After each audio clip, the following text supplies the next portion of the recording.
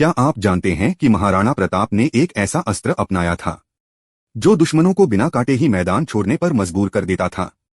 नमस्कार, आप देख रहे हैं हिस्ट्री अनहिडन और आज हम बात करेंगे एक ऐसे योद्धा की जिसकी हर कहानी सिर्फ युद्ध नहीं बल्कि आत्मसम्मान, त्याग और संवेदनशीलता की मिसाल है।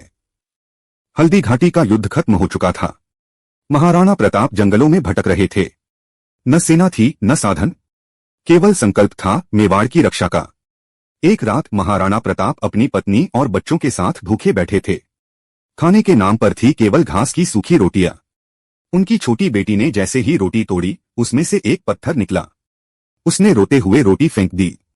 प्रताप की आंखों से आंसू बह निकले, लेकिन वो आंसू कमजोरी नहीं थे बल्कि उस दृढ़ इच्छा के थे जिससे एक दिन पूरा भारत प्रेरणा लेगा।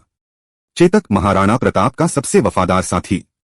हल्दी घाटी के युद्ध में घायल होकर भी चेतक प्रताप को लेकर 26 फीट का नाला पार कर गया, पर खुद बच न सका।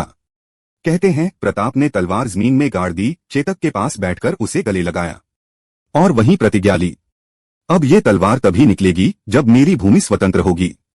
क्या ये वीरता नहीं, या फिर एक सच्चे साथी के लिए राजा का प्यार? बहुत कम लोग जानते हैं कि महाराणा प्रताप साधु का वेश धरकर अपनी प्रजा के बीच जाया करते थे। एक बार एक बूढ़ी महिला ने उन्हें रुकने को कहा और खाने को दी घास की सूखी रोटी।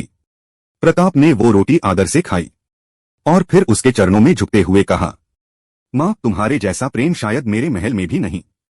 महाराणा प्रताप की असली कहानी सिर्फ तलवारों में नहीं बल्कि उस दिल में है जो अपने राज्य, अपनी प्रजा और अपने स्वाभिमान के लिए धड़कता था। यही है हमारा इतिहास, हिस्ट्री अनहिडन, जहां हर कहानी के पीछे छिपा है एक नया सच। अगर आपको ये कहानी पसंद आई हो तो वीडियो को लाइक करें, कमेंट करें और सब्सक्राइब करना न भूलें, क्योंकि हम लाते हैं वो कहानियां जो किताबों में नहीं लेकिन इतिहास के दिल में जिंदा हैं। मिलते हैं अगली कहानी में एक और छिपे हुए इतिहास के पन्ने के साथ। जय मेवाड़।